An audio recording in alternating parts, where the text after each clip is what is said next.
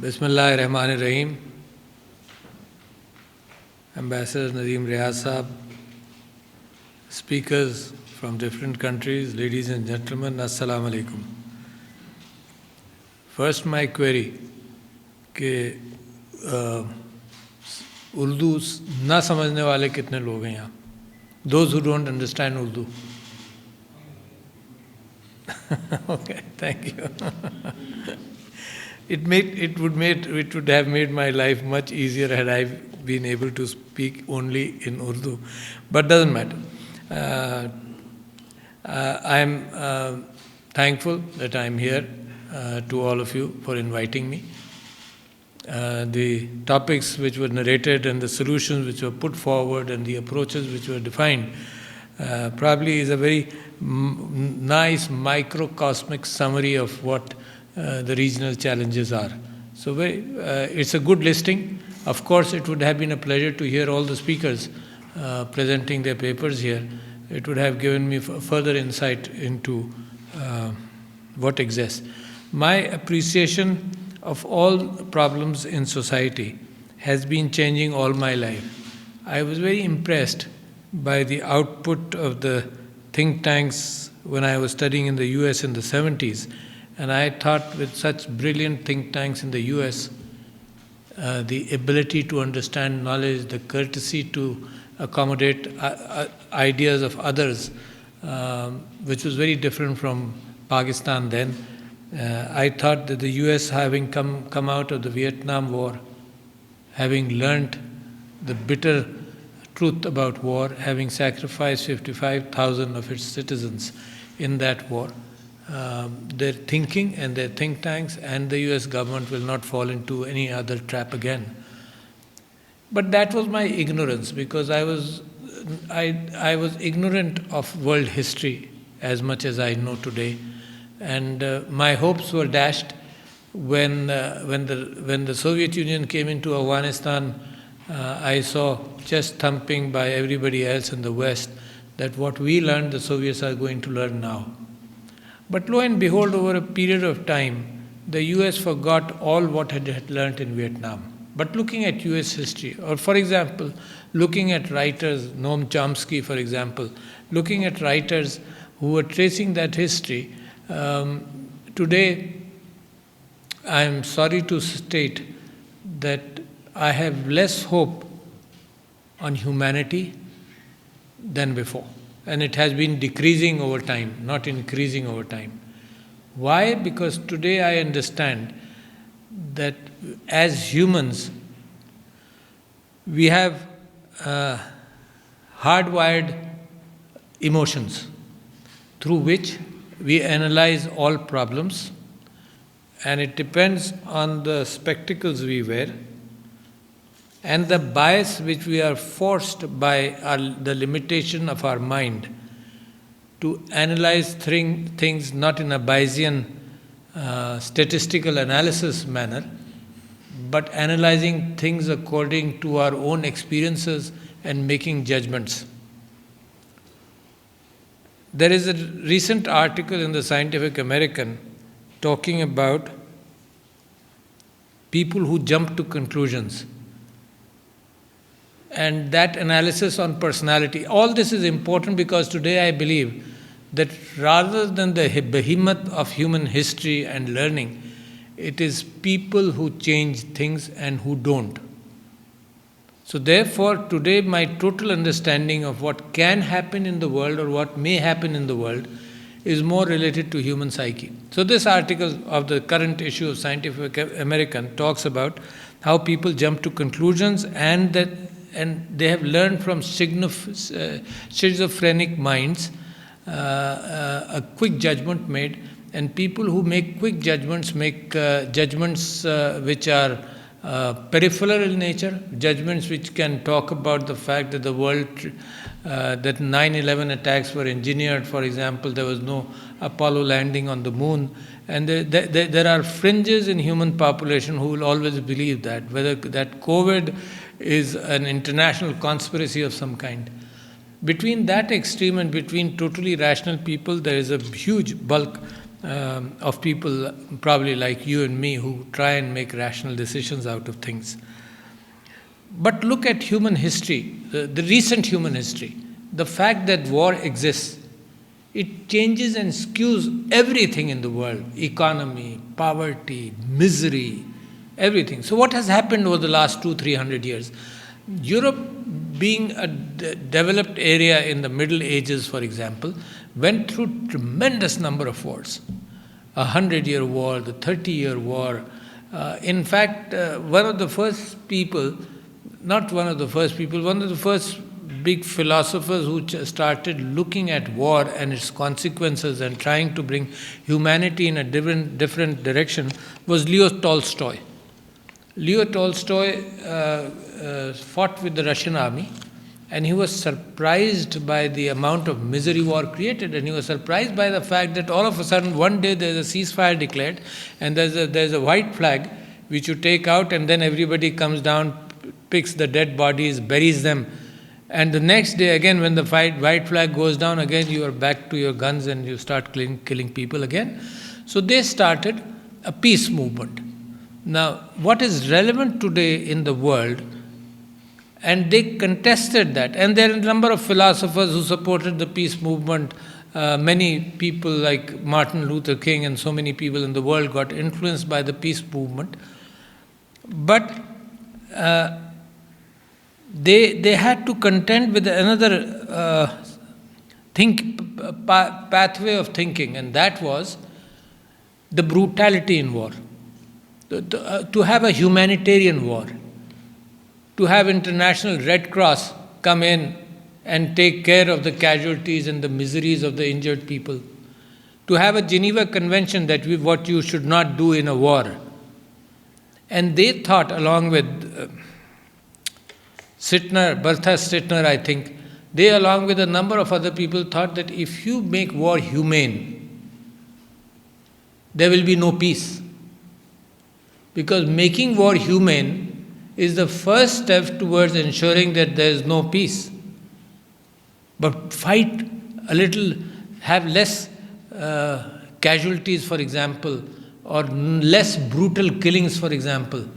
The way Europe bombarded itself in the Second World War or in the First World War, to come to some conclusion within Europe, and therefore Europe did succeed for a long time to have white Europe, did succeed to have for a long time less wars, and that's the last 50, 60 years. Wars were fought on other lands. They were as bitter, they were no less, but no wars in Europe. They learnt some lessons, and they allowed all sophisticated weaponry to be used somewhere else. Please understand that. This has been a bitter truth about the world, that laws are for us, not for the Red Indians, for example. They're uncivilized, they're brutal, no laws can work there. Not for the people in Africa. No, the colonizers unleashed tremendous brutality in Africa, and so also in Asia. And recently you have seen what has happened to the Middle East. So therefore, my confidence, of course you do good job in Institute of Regional Studies, but my confidence in human thinking and human ability to rationalize things and then to move away from war, I still think, let Kashmir sizzle. Shouldn't come to a war, because it can have nuclear devastation. No peace, but no war. So that is the direction which, and then the conflict, the people who wanted peace to have a higher forum, they even contested the fact that the founder of the International Red Cross was given the first Nobel Peace Prize. They said that as you humanize war, the war will not end. So this is a broader understanding, trying to understand human nature, and personalities matter. Modi matters. It's not the Indian secular democratic direction which is forcing India in this anti-secular situation. It is the thinking of Modi and him touching the insecurities or the jumpers in conclusions people in India, showing them insecurity from a minority. Imagine, it is so strong. The fake news which you mentioned, it is so strong in the world today. It has always existed, but the tools have become stronger. For example, disease always existed, but the way the viral disease of COVID affected us in this century is a different story. So therefore, Modi is tapping on to that theme, and let me assure you, I am convinced, because Karachi suffered from an extremism of Mahajir thinking, and I had thought, and that is, I am telling you, the path of every person sitting here throughout his life is moving from ignorance to better, to less ignorance, to less ignorance, to less ignorance. Ignorant will always remain, because all these things will never be, I will never be able to handle it in my mind, despite the fact that I have tools today, which is, for example, artificial intelligence and neural networks, which can analyze much more data which my mind can ever analyze. So I will never be able to carry out that rationalism. So you mentioned very rightly recently, and sometimes because my time in life is limited, so my reading in life is also limited, and sometimes I look forward to a good book, but then I set it apart because from my own biased thinking of life and everything. I recently bought a book, Not War, Not Peace, a current book, and I was surprised that the entire push of that book was to stop Pakistan from propagating terrorism, which I thought was a bad premise, inaccurate premise, and from that I would not like to read the whole book. So sometimes I filter what I read also, and in my own way of thinking.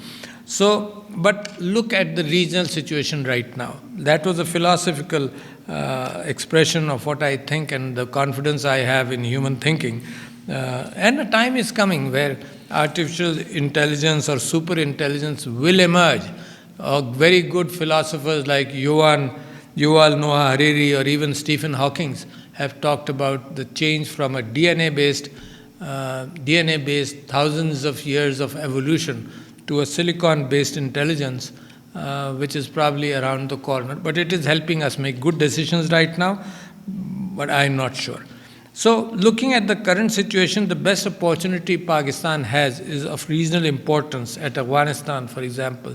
The peace and prosperity or rebuilding of Afghanistan has a very good opportunity for us, for our economy, for our... recently, just giving an example, I had the representative from the European Union visit me a few days ago, and the requests which I had were many more than his. He was talking about human rights in Pakistan, and I was talking about human rights suffering in the Mediterranean and human rights suffering in the Middle East and in Africa, and human rights suffering in India and Kashmir. So our list was very narrow. Our commitment to human rights is much, much stronger. It is surprising that people come to have a hypocritical assessment of things. Remarkable, kamal hai. We welcomed 44 million refugees for 40 years, and they allow refugees to die in the Mediterranean, drown in the Mediterranean, freeze off the coast on the borders of Serbia. Imagine. A recent article in The Economist was talking about the fact that the European Union is sponsoring by giving 4 billion euros to the Libyan coast guards, to so many para-national groups to stop refugees coming into Europe. And they arrest, they let people drown, they take them in, rape them, murder them, and who's sponsoring it? Under the garb of... Why? Because the countries have made a decision that this law applies to our citizens. our citizens are superhuman in some form, it doesn't apply to other people. And if there is a danger that a law can be applied to other people, then you can establish islands of lawlessness like Guantanamo Bay. Imagine, that can happen. Make them stateless so you do what you want. What was that term used for rendering people? Because it can't happen in our laws in our country, but we can sponsor it elsewhere in the world. So, lihaza, you remain confident that Pakistan is a country which has a history of morality. Of course, there are miscarriages occasionally. But remember that a country which can host 4 million refugees for 40 years must have a lot in its heart. I didn't hear any single voice coming out of the politicians or from out of the parliament trying to tell somebody that the refugees should be sent back right away. So, Afghanistan is an opportunity. Pakistan was trying to make a scapegoat. The decision was not, the mistake was not the fact that how you handled your war. The mistake was that the war should not have happened. You should not have been here. The misassessment of how people think, the fact that for 20 years the Muslim world faced the philosophy of regime change. For a fact that the world spent trillions of dollars under the philosophy of mutually assured destruction. Which intelligent human or any other race can imagine that? Trillions of dollars on mutually assured destruction, where you had thousands and thousands of nuclear bombs. The world can be destroyed, 95% of the world can be destroyed, but we want to be the 5% survivors. Strategies made by think tanks for the last 60, 70 years. What confidence can I have in think tanks? Without morality, my argument is that without morality, every assessment of everything is going to be faulty. What more is required to convince me? The fact that the United Nations exists, that the fact that international institutions exist, these are again no war, no peace kind of institutions, which carry vested interests, which carry trade interests, not morality as an issue. So therefore, imagine mutually assured destruction, had it not been so, the hard-earned money of the American and the Soviet citizens would have been spent on poverty, reduction of poverty in the world. Didn't happen. Because that's not the interest, that's not what the human mind dictates. Human mind dictates power. The more you read about it, and very good writers around, the human mind works around power, human mind works around phobias. We and I, you and I work on that. Love, hate, phobias. That's how our family's situation is. We like, we don't like, we have phobias. This, he must be planning that, he must be planning that. That becomes community ideas, that becomes tribal ideas, those become national ideas. So it will take, I don't think whether humanity will overcome this. I don't know, I am not sure. Again, talking about India, Pak, it's a complex issue. It is not. It is a very simple issue. But vested interests don't allow that to remain simple. There are hidden agendas. The way we suspect phobias in people's mind, these are hidden agendas that we don't, for example, on Kashmir, we don't want to follow the principles. Maybe we made a commitment to the United Nations, and Pakistan trusted the United Nations. Maybe we made a commitment to the United Nations, but it is not in our interest. Therefore, make every excuse to get out of that commitment. That is what you see in your own personal relationships in life. You look for an excuse to get out of such situations. So, India-Pak issue is not complex. It is now being given more oil to burn through Hindutva, and there's a long history of that hatred.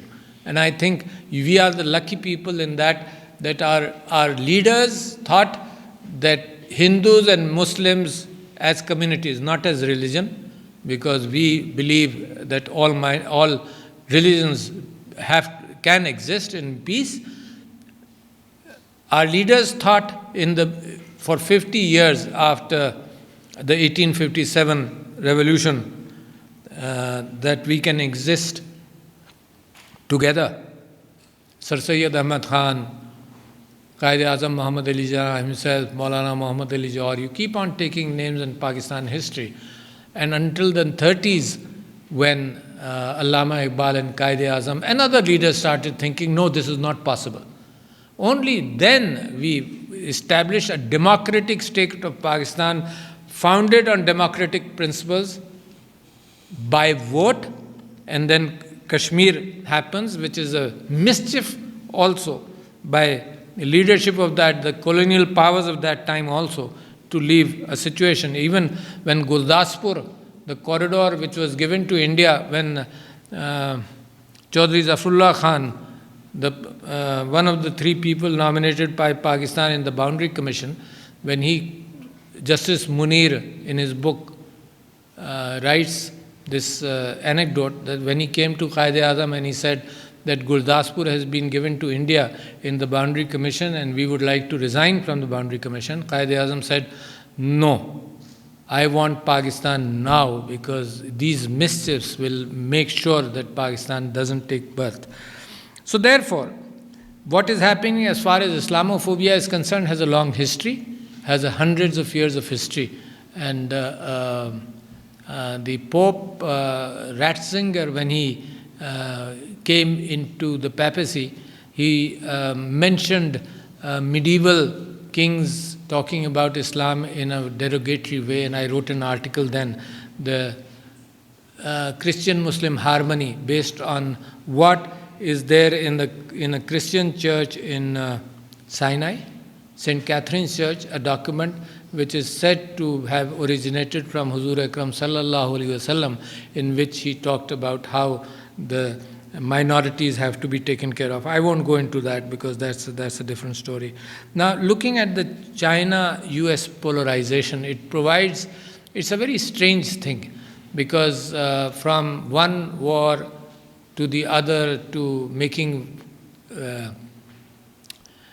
Islam as an enemy, from Nazi Germany being an enemy, to Islam being an enemy, to Russia being an enemy, to China being an enemy, I think we may be falling again into the Cold War, which is a trap where future policies of all governments will be looking for polarization, the Quad polarization, the AUKUS polarization, a slightly different positioning without India.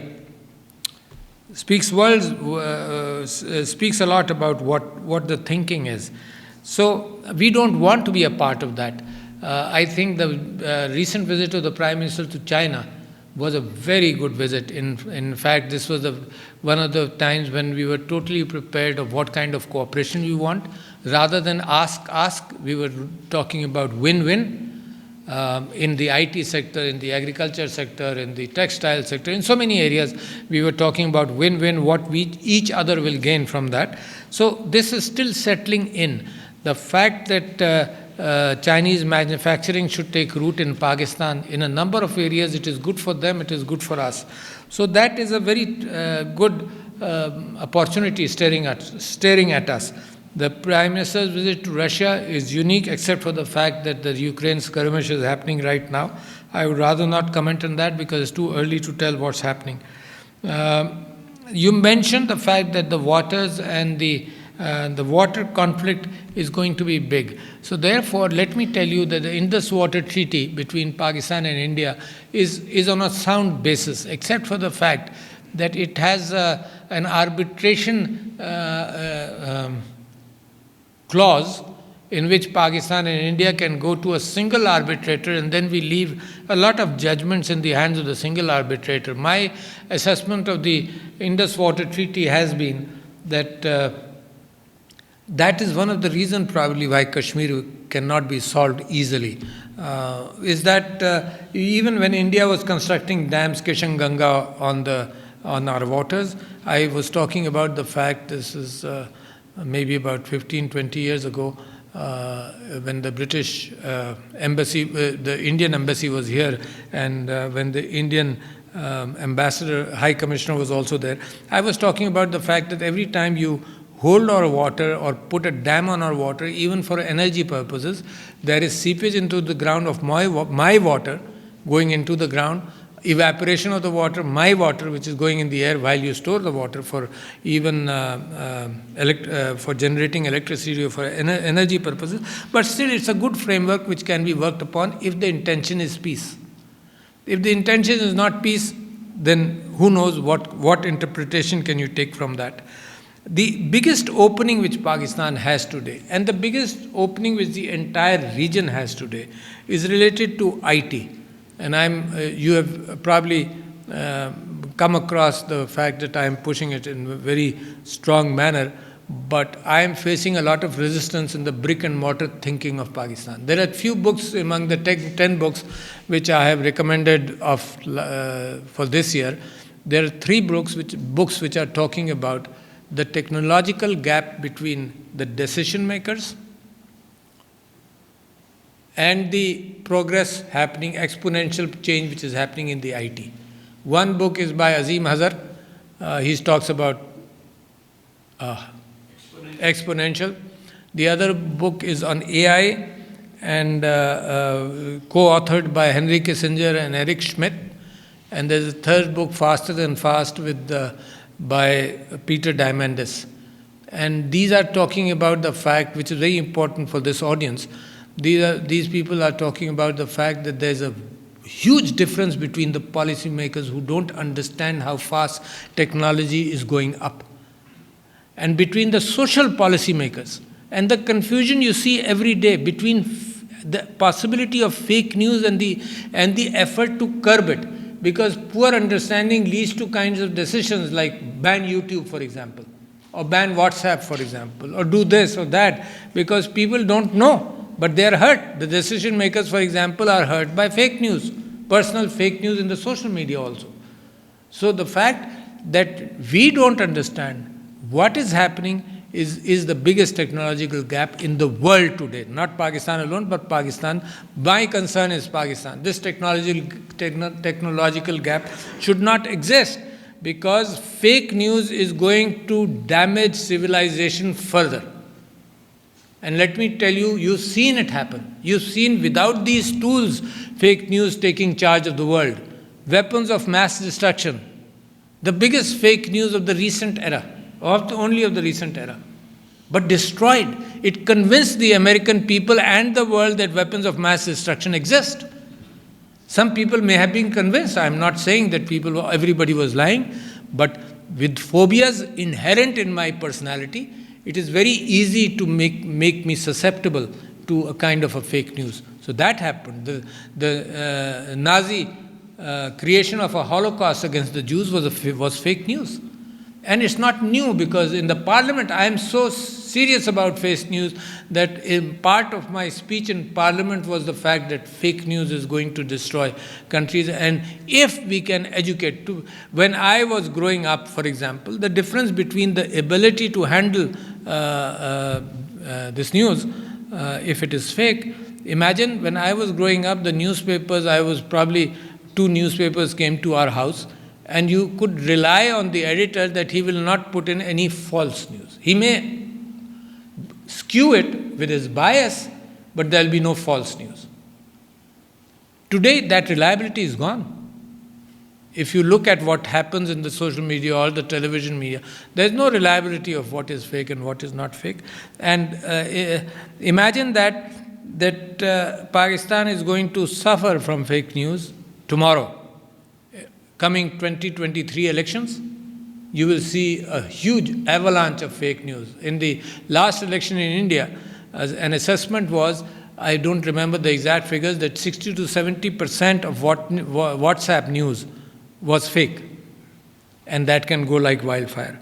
So it's a huge issue right now. I don't know what. Even the gentleman from the European Union, we were talking about that, and I thought that they are also coming to terms with how to handle it. And we are also coming to terms and trying to understand how to handle it. Now, climate change, of course, I don't want to speak on everything, only if I have an opinion. Climate change, of course, is a burden on all of us. And then there have been predictors of what is happening. Carl Gustav Jung, who talked about dreams and psychoanalysis, he wrote a lot, and he, in the last 20 years of his life, settled on an island in Switzerland, within the lake, just to be close to nature. And his collections have been recently printed with the title "The Earth Has a Soul." It was very impressive that people have been conscious of the footprint of mankind on the earth. And then definitely different view has been taken up by, for example, in Sapiens and Homo Deus by Yuval Noah Harari. Even Stephen Hawking talked about the fact that things are changing. The footprint of mankind is huge on this earth, and therefore maybe mankind is on a self-destructive direction. It just escaped nuclear destruction. It just escaped. It was accidental escapes, actually accidental escapes. A lot of you may not be aware of the fact that even during the Cuban crisis, 4 nuclear bombs were exploded in the stratosphere, under the impression or under the thinking of some physicists who said that if you explode a nuclear bomb in the stratosphere, you can have an ionization of the atmosphere above, and therefore no missiles can penetrate. So 2 happened over Antarctica and 2 happened over Siberia. Having said all that, I believe a nation which is going forward have to understand, or at least its leaders have to understand, the implications tomorrow. The more and more we understand human psyche, the implications on human psyche. Now, all you researchers, we sit down and look at happenings and try to analyze the happenings. Look back into the mind. Because all assessments given to somebody with a bias, with a prejudice, for example, Mr. Modi today, you give all assessments to him about peace and the fact that don't get into this because it will destroy India. Like Khushwant Singh talked about the end of India, for example.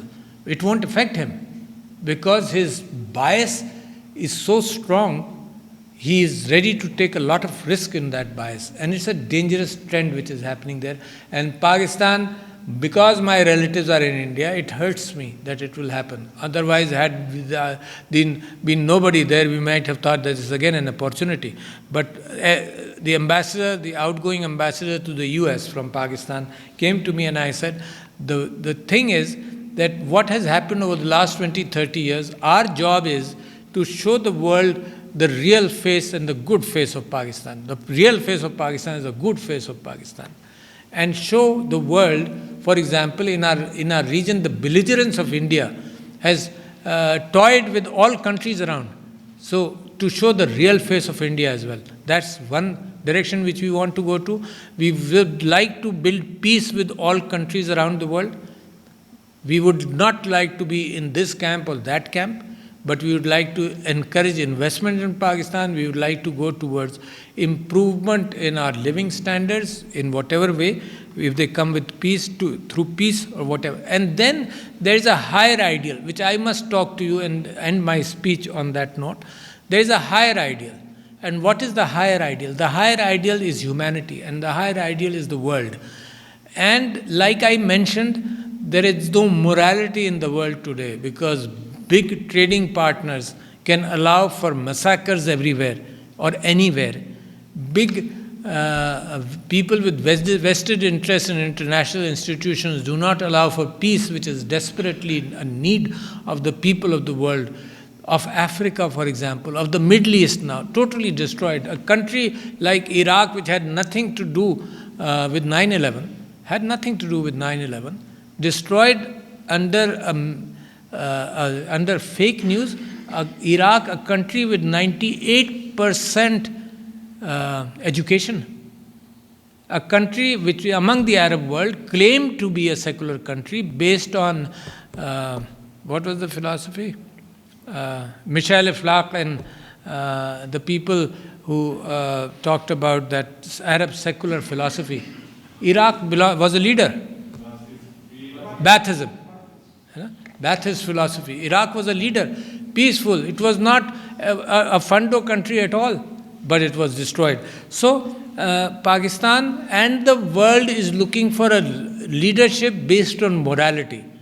It's too tall for me to claim that Pakistan can lead the world in that direction, but leadership does not require, and that is what AI and so many things have shown, that leadership does not belong only to people with money or investment. Leadership belongs to the mind. There are tremendously good writers coming up from small countries and small areas, and people influencing the world in IT from very remote areas. So therefore, our battle and our vision should remain strong. Peace and humanity should be our foundation, and Islamic ideals are tremendously good to follow as far as women emancipation is concerned, as empowerment is concerned, as far as dealing between people as individuals, as groups, as communities, and as nations is concerned. So thank you, ladies and gentlemen. This is a unique opportunity where I can philosophize on things, Otherwise it doesn't come easily.